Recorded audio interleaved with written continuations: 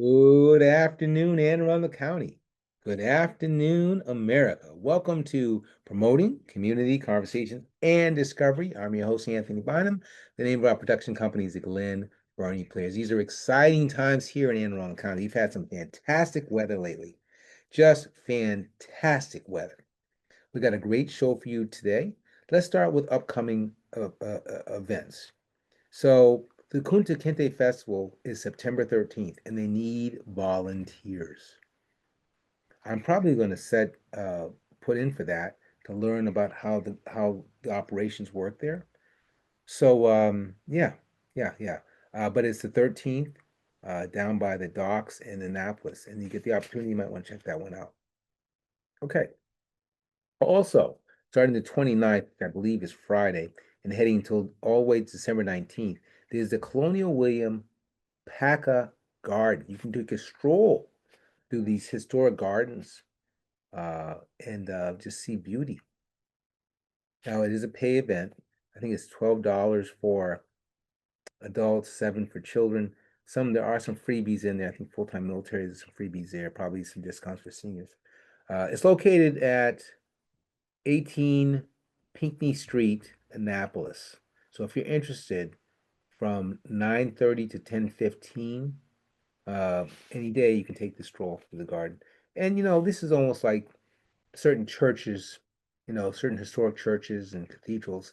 It's like a love offering. They got to someone's got to maintain the property. And these things are often run by historical societies. I don't know who runs this, but that's kind of what this is about. So they're not money makers. They're just taking care of the properties. That's really what those types of fees are about. Okay, so our affiliates, these are the people who air community conversation and discovery. We want to thank them. So we start off with AAC TV right here in Glen Burnie. Thank you for airing our shows. Greenbelt Cable Access in PG County. Thank you for airing our shows. Amherst Media in Amherst, Massachusetts. Thank you for airing our shows. Manhattan Neighborhood Network. Thank you for airing our shows. That's in the Big Apple, by the way.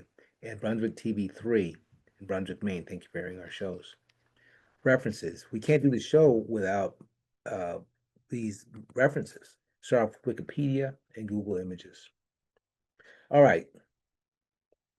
This week, our most admired. This is another hidden gem. I just found out about this person. Luckily for all of us, he's still with us. I'm going to go to the share.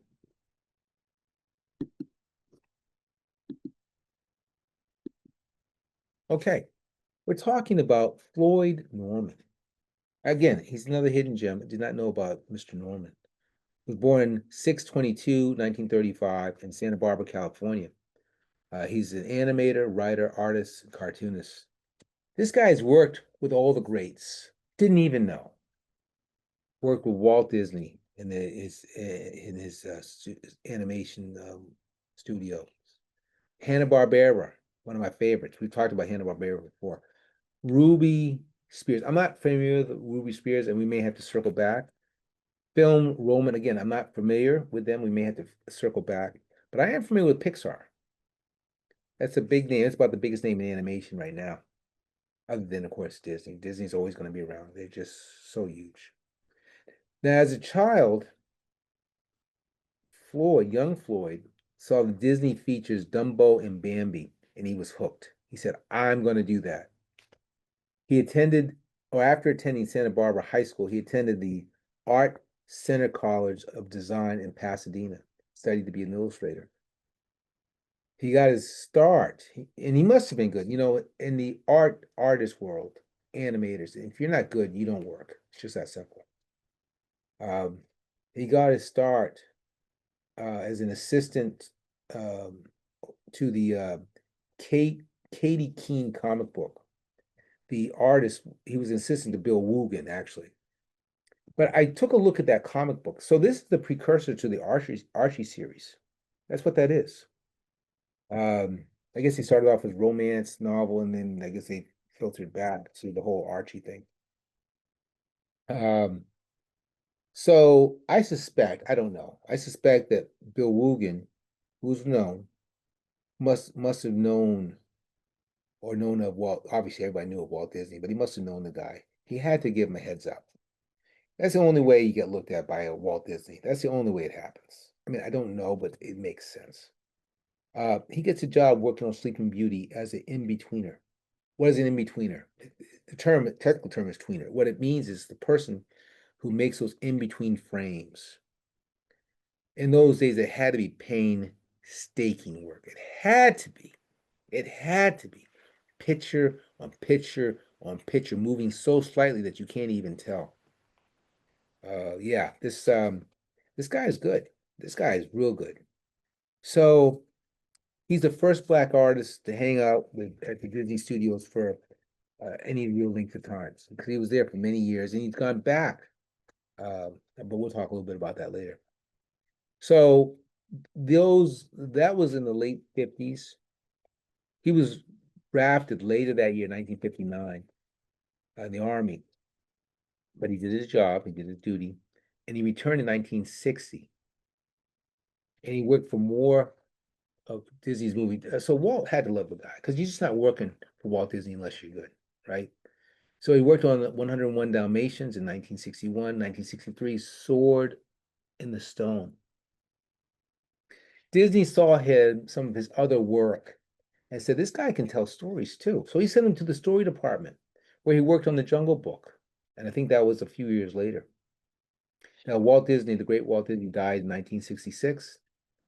And actually at that time, Floyd left to form his own studio. It's called Vignette Films with business partner Leo Sullivan.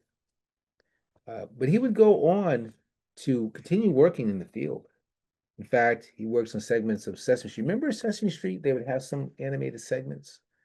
Mostly it was the puppeteer. So that means he's working with guys like Henson, Jim Henson, and some of those other people who worked. I think there was another guy who was very famous who worked with Jim Henson. Oz, I think his name was. He was in the business for a long time. I don't know if he's still around or not, but he knows all these people. Look at one of the pictures in here, and we're going to talk a little bit about his wife in a minute, where him and his wife's taking a picture with good old Forrest Gump himself. Name escapes me for a second, but it'll come to me. Um, anyway, so I go on. He Sesame Street, Fat Albert Show.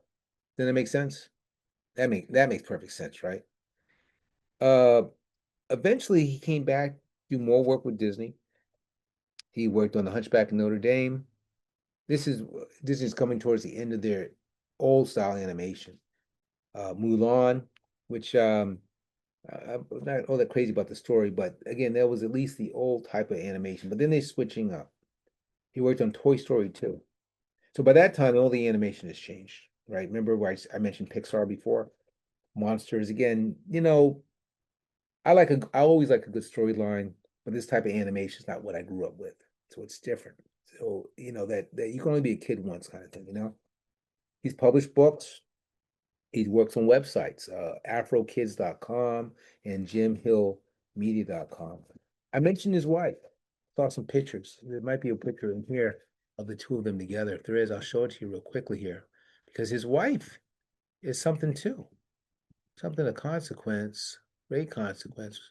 I don't see one in there of her, but his wife's name is Adrienne Brown Norman. She's a senior illustrator at Disney.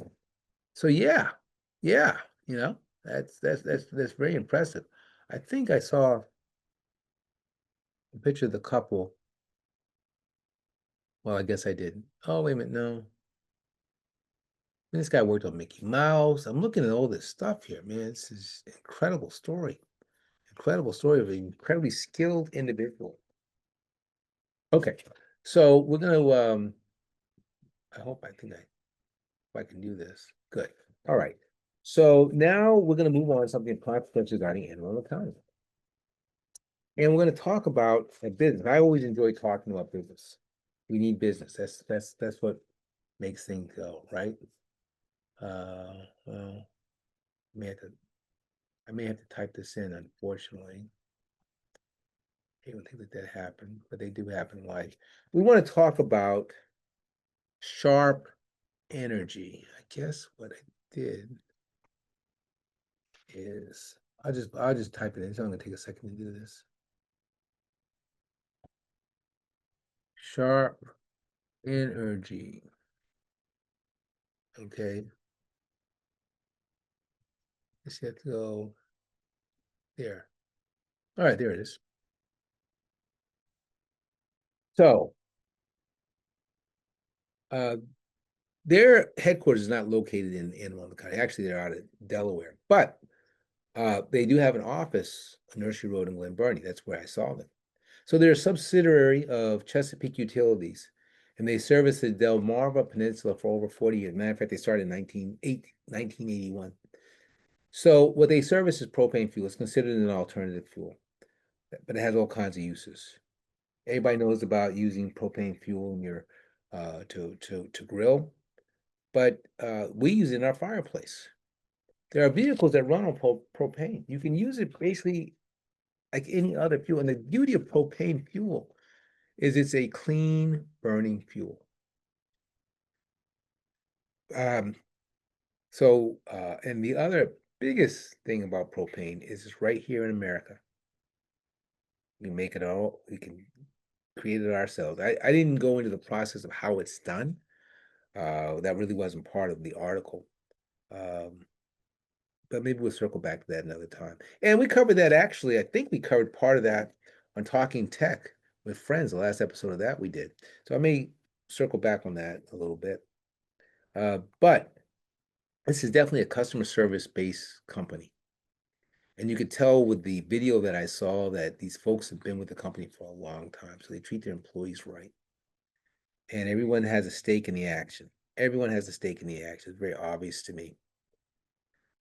They had in their video, they had how they had to work with engineers and architects to make things happen based on, based on either regulations or demands and needs.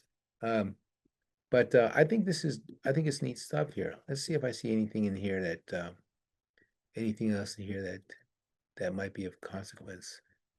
Let's just read it. Propane, benefits of propane.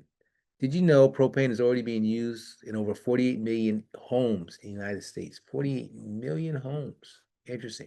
Propane offers great benefits to homeowners, but it also provides benefits to builders. For instance, propane gives builders the ability to choose first-rate gas amenities for any building site.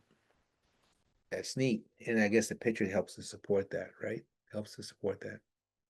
So yeah, sharp energy. It's something that we should all be aware of. Okay, so I want to stop the share. I want to wrap this up back to the issue of cartoons because for me, as a starting at 6 and 7, whenever I started watching cartoons, uh, one of the things that drew me in was the music. And so I want to talk about that. I started listening to some of those theme songs, musical themes to see what I remember and what I liked and what I didn't like.